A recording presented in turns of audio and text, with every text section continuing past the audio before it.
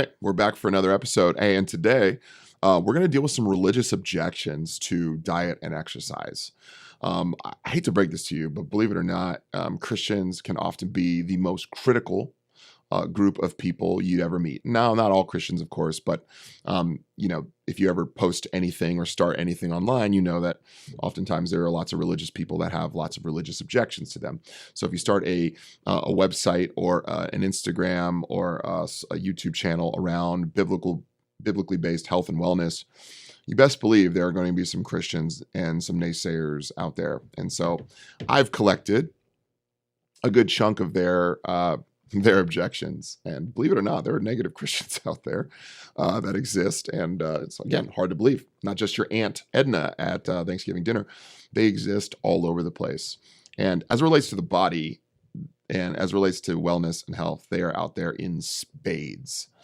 So to set the stage, let me tell you a little story I think will be helpful. So I got drafted in the NFL in 2009. And before that, I injured my knee playing college football.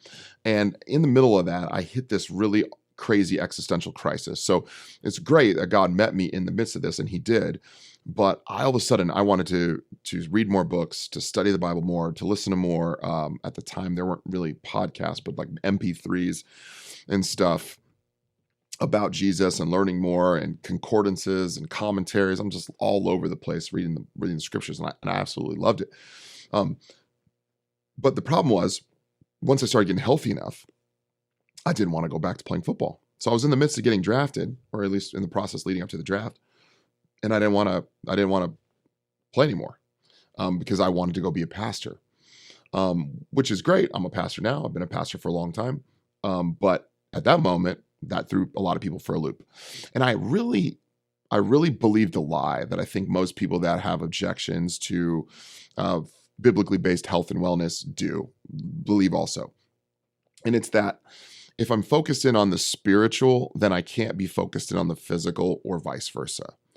And I believed in that. And it wasn't until a mentor said, hey, listen, ministry is always going to be there for you, that I actually once that sunk in, then I was like, oh, I could do ministry later. Go figure. It seems silly now. And I could play football now. That I actually was able to settle in and be where I was and actually have a decent football career for myself. That's the thing I think a lot of us miss, is that, you actually can just be a Christian playing football. You don't have to become some sort of priest instead of playing football in order to stay a Christian.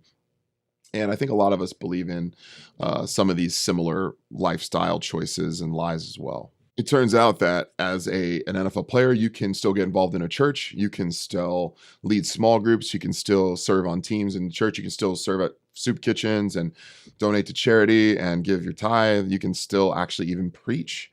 And you can do those things. And, and that maybe that was just my own misunderstanding. But I think that belief that the spiritual and the physical world have to be separate. And we're going to trace a little bit of that history, which I've done in previous podcasts. I want to remind you of it if you haven't listened to those. I think that history bleeds into the reason why we have such vehement objections to the Christian faith and being healthy at the same time. So let me go through 5 of the most common ones that I've been getting recently. And then we'll kind of go through them. So the first is what I just explained. If I choose physical health, then I'm sort of choosing physical health over God. Like, God needs to be my number one priority. And if I choose physical health, he's no longer my number one priority. Okay, there's so many things wrong with that statement that I've read in comments on YouTube and comments on Instagram that there's so many things. So where do we even start? First, if you think that you working out and eating healthy is you choosing physical health, quote unquote, over God, as if you're going to be some sort of immediate idolater just for eating healthy, then I would consider how you've become an idolater on the other side of that, and how your body is making excuses and your mind's making excuses for living a sedentary lifestyle and eating like trash. Because it turns out you can be an idolater, not just like Arnold Schwarzenegger, like a bodybuilder, but you can also be an idolater as someone who doesn't take care of themselves. I think far more of us are closer to that than we are closer to becoming some sort of like idolater by eating healthy and caring too much about what we eat. Second thing, Again, the fact that you think, or not you, but in theory, who else? Who's the you?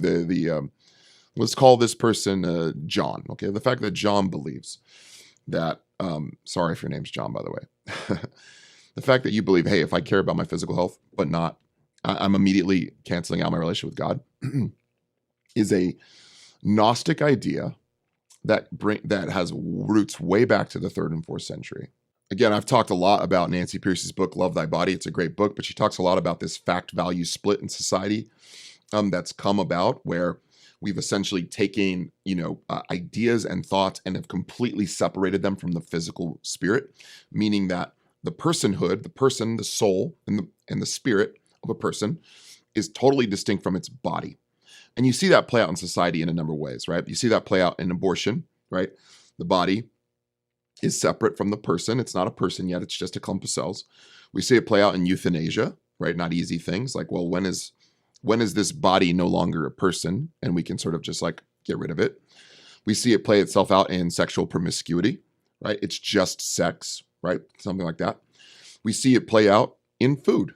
Well, who cares? It's just a meal, right? Like I still love Jesus sort of thing. Or I don't want to be worried too much about what I eat because I want to be praying instead, right? There's these sort of weird arbitrary lines that we draw that have separated the person from the body, the fact from the value, and physical health from my spiritual life. And this idea stems from this idea of Gnosticism, again, back in the 3rd and 4th century. And this was an ancient pagan belief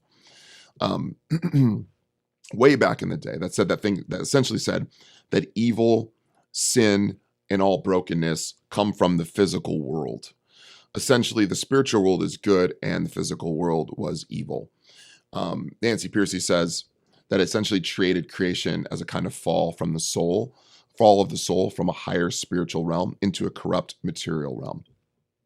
So if you say something like, it doesn't matter what I eat, it doesn't really matter what I do with my body, as long as I love Jesus, essentially you've been implementing some principle from Gnostic roots, that they're separate, right?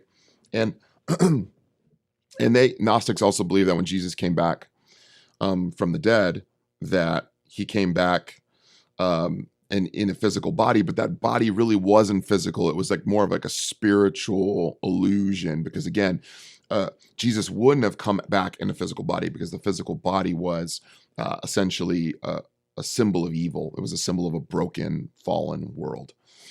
We kind of believe that when we think, if I don't care about my physical health, I don't care about my physical health because I need to focus on my spiritual health. That's an implementation of essentially a Gnostic worldview. And I don't want that for you because it's incorrect. Because God made you in his image, mind, body, and spirit, all three things. And Jesus Christ paid for your sins with his body. He shed his blood for you. And guess what happens in the new creation, in New Jerusalem? One day, you're going to come back in a physical body as well. Furthermore, it's really silly to think that God doesn't want you to take care of yourself. So, like, if I'm taking care of my physical body, all of a sudden, I'm not being spiritual. I need to be praying more or something. So then what? So just eat Pop-Tarts? So just eat Pop-Tarts? Like, what are you going to eat? You're going to make a choice to eat something, right? So you might as well eat something healthy that's going to preserve your body, that nourishes you and preserves you for the long haul. So don't give me the whole, if I choose physical health, then I'm choosing my health over God. Okay, so then you should just eat tacos all day? You got to eat something. So sometimes I feel like that's more of an excuse rather than like a really legitimate reason why you're not being healthy. I just have a hard time believing there is a group of people out there going, man, I really want to exercise right now. I really want to eat this salad. I really want to eat a delicious grass-fed steak, and I want to eat some eggs instead of, this microwave oatmeal and berries and syrup. But I feel like I need to worship God instead. So I'm just going to pour a bowl of crunch berries. I'm just not buying that. I'm not buying that that's really out there. All right, here's the second objection, and it's a quote from Jesus. Matthew 15:11. It says, "What goes into someone's mouth does not defile them, but what comes out of their mouth is what defiles them." Okay, Great. I think that I agree with whatever Jesus says, but I think we also need to take a look at the context of what he's talking about. Okay. He's talking to the Pharisees here. And I'll give you the context. There's verse 10. It says, and he called the people to him and said, hear and understand, it is not what goes into the mouth that defiles a person, but what comes out of the mouth that defiles this person. He's responding to this idea when the Pharisees came up to Jesus and said his disciples, they don't wash their hands when they eat. And because they're talking about spiritually uncleanliness, right? They need to be spiritually clean. When I suggest that someone eat healthy, I am not suggesting that they are now ceremonially unclean for eating junk food. No, I'm not doing that. Okay. And we can have a whole discussion about the new covenant and yada, yada, yada. I'm not doing that. I'm saying that you got to eat anyway. So what junk are you eating? I'm not suggesting that you eating Oreos defiles you and makes you unclean before God. I'm saying it makes you fat, sick, and unhealthy. Okay, that's all I'm saying. So quoting a verse that's related to being, that's challenging the Jesus and the disciples on their ceremonial uncleanliness by the Pharisees, and applying that to me saying you got to be healthy, making healthy decisions, is foolish. It's foolish of the highest order. It's basically just going to Google and typing verse against physical health, and then this pops up and you go, see? It's taking no context at bay, none. Will you be ceremonially unclean if you eat Oreos? No. Would you be ceremonially unclean today if you eat pork? No, because Jesus comes, the new covenant, right? We can eat all of these different things now, and you're totally fine before God. Now, there still can be sin with gluttony and all that stuff, but the type of food you eat doesn't make you unclean before God, and then you need to go through a ceremonial purification process like the Levites had to do. And that's not what's happening here. I'm saying that you're going to eat anyway. What are you going to eat? So when you read that, do you go, or when one person reads that, do they go, oh, I just eat whatever I want now? I'll just eat whatever. Oh, it says I could eat whatever. When you read that verse, what goes into someone's mouth does not defile them, but what comes out of the mouth is what defiles them.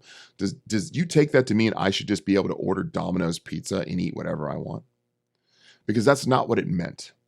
What he meant was, what Jesus means is that the heart is what determines your uncleanliness before God. All of the law is actually found in the heart. You can see it all the way back to the Sermon on the Mount. Jesus says it's not, it's the person that commits lust in his heart has already committed adultery with his woman. God is looking at the heart. He is not looking at purely behavior. Okay, that's what he means when he's talking about, he's saying that it's what comes out. It's what you say, it's who you are, it's the type of behavior you spit. It's what your essence is that makes you unclean, not what you eat. And that's why eventually in Acts chapter 10 we see that all of these animals are now unclean. What God calls clean, do not call unclean. We see that in Acts chapter 10, and that's why we're allowed to eat some of these things in New Covenant Christianity. So, but trying to make that apply to you not eating junk food so you can justify eating trash is foolish, and it's silly, and it's a bad exegesis, and it's all of those things. And most importantly, it's poor health, and it's killing you. Okay, that's the second objection. Third objection. If I start to eat healthy, then I'll be all bulky and shredded. And I don't want that because that's vanity. Okay. I think this is an interesting objection. I think it's important that we care about being too vain. I think that's very important. I think you see a lot of vanity, especially in Christian circles, evangelicalism, pop culture evangelicalism, preachers in sneakers, prophets in watches, and stuff like that. You see a lot of that, particularly in an Instagram society that we're in now. So it's important to care about vanity. But if I start to eat healthy, I'll be bulky and shredded, and I don't want that because that's vanity. That's silly. Okay. First of all, you don't accidentally become shredded, ripped, and bulky. Right? Arnold Schwarzenegger has the great quote. Someone says, Arnold, I don't want to train with you because I'll end up being too big like you. And he says, don't worry, you never will. Because you don't accidentally become Arnold Schwarzenegger, right? In a pose, or The Rock. You don't accidentally end up looking like The Rock. It takes a lot of effort and time and energy to do that. And oftentimes, yes, people do become vain in that space. But trust me, if you're asking this question, you're in no danger of becoming vain in that way. If you start to eat healthy, you'll become bulky and shredded is silly. In fact, what'll happen is probably you'll look a lot smaller, right? You'll lose a lot of body fat. You may lose a little bit of muscle if you're not eating enough protein. And you'll start to look better and you'll feel better and you'll sleep better and you'll live better. And guess what? You'll have more energy for God's calling on your life. Those are all positive things. Those aren't negative things. Those are positive. So I would say you're probably not in danger of becoming too vain if you're asking this question. And in fact, most people are in danger of poor stewardship rather than they are vanity, because that's the other side of the coin, of the vanity coin. The other side of the vanity coin is I've become someone who doesn't care about the vessel God has given me. I know I was bought with a price. I know 1 Corinthians 6 says to honor God with my body, but I'm not doing that. Because I'm afraid of vanity. So just eat tacos at the taco truck. By the way, I love tacos in the right context with the right types of food and the right types of ingredients. But just to say, I don't work out and I don't eat healthy because it's vain.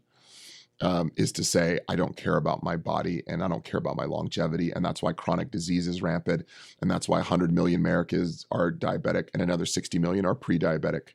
That's why we are in the health crisis we're in. That's why chronic disease is what it is. And that's why Big Pharma is preying upon you, is because you have a mindset that has separated the physical from the spiritual. And that's just not a thing. God wants you to care about your body.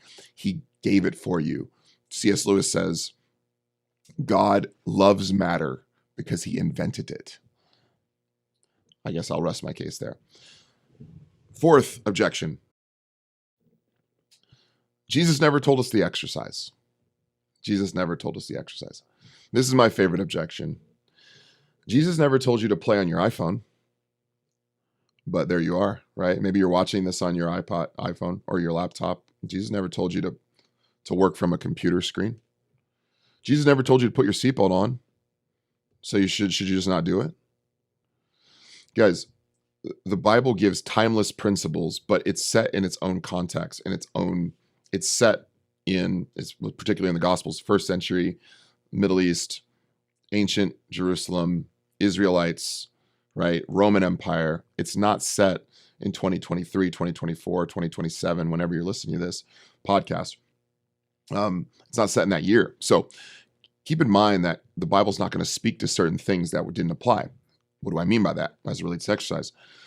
Jesus didn't address exercise because sedentary lifestyles weren't a thing. Today in modern Western culture, we sit all day. We work from computer screens and phones. We hunch over. We rarely move, and we have food that has been genetically modified, genetically engineered, for your cravings and for economic value over health and wellness. Jesus didn't have to deal with that.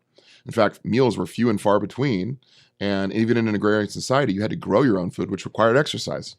So the concept of exercise wasn't as necessary as it is today. I mean, you think about, just use some common words today that Jesus would have never used, like the word reel, an Instagram reel, Instagram, laptop, iPhone, cell phone, television, sedentary, like think about treadmill. That would have been a ridiculous thing to Jesus. So wait, you want me to get on a treadmill? You want to walk, but not go anywhere? Why would I do that? Well, just then when you're done walking in place for 3 or 4 miles, then you get off and get in your car and drive to where you really want to go. You say, well, why wouldn't I just walk? Yeah, it's a funny question that anyone should ask. So all that to say, Jesus addressed the typical problems that he saw. He saw lots of issues with the tax collectors, the money changers in the temples. He addressed those. He saw religious fundamentalism. He addressed that. He addressed the issues that he saw before him, and his principles can still apply. Needing exercise is a very much a modern problem because of other modern problems we cause with our food and with our lifestyles. Okay, so Jesus isn't going to tell you to exercise, like he's not going to tell you to wear your seatbelt. All right, here's the last objection. It comes from 1 Timothy 5:8. Sometimes people just quote a verse, cherry pluck it, and then put it in a comment, and then go, There it is. There's the trump card. The verse is 1 Timothy 4:8. Sorry, for while bodily training is of some value, godliness is of value in every way, as it holds promise for the present life and also for the life to come. Amen. Totally agree with that. It just is not talking about exercise, right? And my favorite is when they quote it out of the King James. This is typical because it says it like this: "For bodily exercise profiteth little, but godliness is profitable unto all things." Right? It sounds more holy that way. And they like the way it says where bodily exercise profiteth little. Okay. What it says in the ESV, or like another modern word for word translation, is while bodily training is of some value, godliness is of value in every way. And that I agree with, but it's still valuable. It still holds some value, and it holds more value for us today than it did for Paul back then when he was writing that to Timothy, right? It's still valuable. Now, when it comes to deciding between something godly and ungodly, take the godly. When the choice is between something that's spiritually good for you, that God's called you to something spiritually over physically, do it. If God says, go put your body in imminent danger for the Lord in another country, which he has called missionaries to do that over exercise. Absolutely, 100 times out of 100. But for the overwhelming vast majority of us, that is not the decision we're placed with. Most of us, the decision is, do I sit here and stream something on Hulu or Prime Video, or should I go exercise? That's mostly the choice that you and I are dealt with. It's not, should I go pray for 4 hours or exercise? If God's called you to go pray for 4 hours, go pray for 4 hours, okay? Go do that over exercise, absolutely. But eventually there will be a choice where you have something leisure in which you are not moving to go watch some TV show. Choose, or versus exercise, choose the exercise, okay? Don't make an excuse that you were praying forever and you didn't have time to exercise. If that happens to you, praise God. But you have to eat, don't you? And even if you had no time to exercise because you were praying, you still had to eat. Unless you're fasting for God, in which case, great. But eventually you'll have to eat. When you choose to eat, don't tell me God told you to choose the Five Guys burger over the pasture-raised eggs. Don't tell me God told you to eat the deep-fried Twinkie over the avocado. Just not buying that, okay? There's always a reason why you can't do what God is asking you to do when it comes to stewardship, because our world is built around all of these addictive foods, and they're so good and they want you to eat them, but they're not built for your success. They're built for your ultimate failure and to take money out of your pocket. Okay. Again, another excuse. And using Bible verses out of context is just, it never gets old. And it's always, as someone who's studied this a little bit, I guess I have a master's degree in Bible and theology. It doesn't make me the smartest person in the world.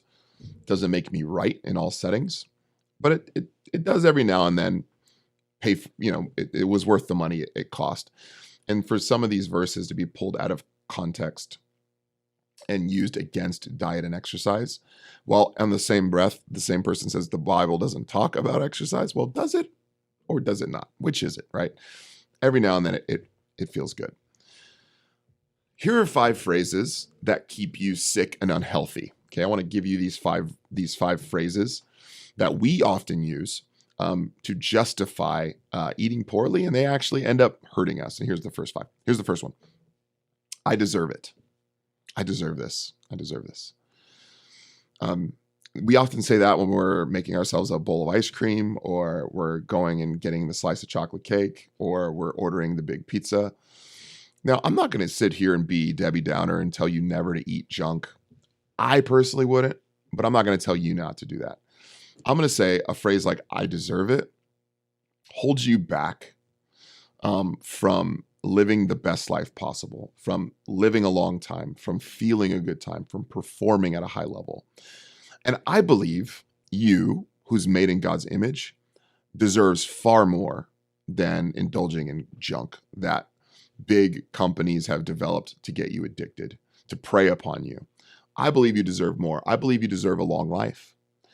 I believe you deserve to feel good and perform at a high level for your life. I believe you deserve to be here for your kids and your grandkids. I believe you deserve to walk your daughter down the aisle. I believe you deserve to dance with your son at his wedding. I believe you deserve to be able to pick up your grandchildren. That's what I believe you deserve. So when you say I deserve it, I think you deserve more than the food is offering you. Okay. Second phrase that keeps you sick and unhealthy: all things in moderation. Oh man, if you follow my channel, you know how I dislike this phrase. People quote all things in moderation as if it's a Bible verse. It is not a Bible verse, all things in moderation. That is something that someone made up a long time ago to justify you being able to eat whatever you want. You know who loves the phrase all things in moderation? Coca-Cola. Because they put these little calorie numbers on the back of your soda, so you can look at that and go, okay, I've got 2,500 calories today or whatever, and this one cost me 120 today or whatever. All things in moderation. I'll have a little of everything, right? That's who loves it. And you know what all things in moderation gets you? Chronic disease. It gets you diabetes. It gets you heart disease. It gets you hypertension. It gets you autoimmune conditions caused by diet. It gets you asthma. It gets you dementia. That's what all things in moderation gets you. High blood sugar, all these different things. All things in moderation is normal. And guess what? 160 million people are diabetic or pre-diabetic in America. Normal is sick and unhealthy and not feeling good and is tired in the middle of the day because of their diet. That's what all things in moderation gets you. You should not have all things in moderation. You don't, in fact, have all things in moderation. There are many things you cut from your diet, right? You cut cyanide you cut lead from your diet. You don't eat some certain things that you know are poison. I would say that there are lots of food that are killing you, not fast, but slow. And those things you're having in moderation are actually killing you. Next phrase: I'll start this diet next week. Now, some people say this as a joke, but the funny thing about next week is it's always a week away. And the best day to start getting healthy and to start caring for your body is today. So finish up your meal, whatever it is, now, and start with your next meal caring about your body and caring about your longevity and caring about being here for your children and living a good life and performing well at your job or your school and being there and being good, looking good for your spouse for the long game. Okay. Start this diet next week. No, start it today. And don't call it a diet, because the word diet even presupposes that eventually it ends. And I don't want that to end for you. I want you to choose a lifestyle of eating that will last a long time. Okay. Fourth phrase that keeps you sick and unhealthy: let's celebrate. Let's celebrate. Now, this is a phrase we use to justify sometimes eating junk and maybe even drinking alcohol in excess. And I would argue that destroying your vessel that God gave you to celebrate is an odd way to celebrate. That's what I would say. I would say if you want to celebrate with a delicious grass-fed steak. That's how you celebrate. I would celebrate with a delicious piece of pastured bacon and maybe even some delicious treats that your spouse bakes up for you with good ingredients, with monk fruit and with the right types of flours that are healthy, with coconut flour and good sweeteners, again, like monk fruit, but also grass-fed butter in there. Celebrate with that. Celebrate with a big bowl of cream, heavy cream from raw dairy with some sweetener and some delicious berries. That sounds like a celebration to me. What doesn't sound like a celebration is eating a giant Costco pizza and having a hangover the next day, or having a real hangover from whiskey or tequila. That doesn't sound like a celebration. That sounds like torture. Last phrase that keeps you sick and unhealthy: this will help me feel better. Right? That's a mental one we say to ourselves, like, I need to indulge. I need to drown my sorrows in something.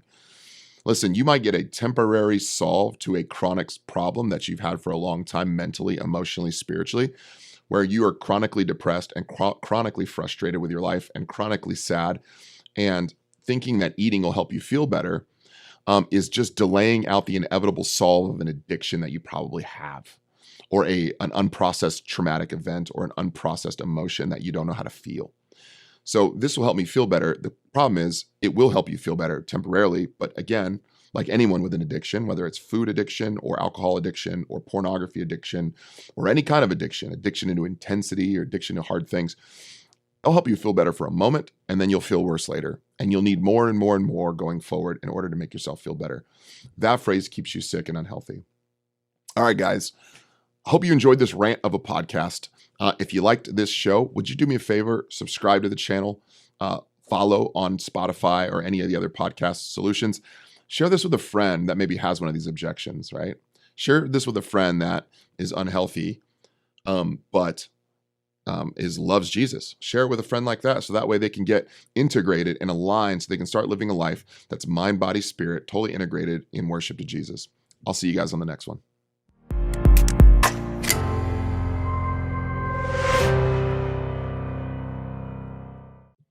One more thing. The statements in this video or audio have not been evaluated by the FDA, the U.S. Food and Drug Administration. Information provided here is not intended to diagnose, treat, cure, or prevent any disease. The information provided by this website and or by this podcast is not a substitute for a physician visit and should not be taken as medical advice of any sort or kind. This is a list of resources for further self-research and work with your personal physician if needed. By using any of this information, by watching, listening, or reading it, you are accepting responsibility for your own health and health decisions, and expressly release this podcast, its participants, and its websites from any and all liability whatsoever, including that which might come from negligence. Also, don't smoke cigarettes, don't do drugs, stay in school, don't touch hot surfaces, and please wear your safety glasses when cutting wood.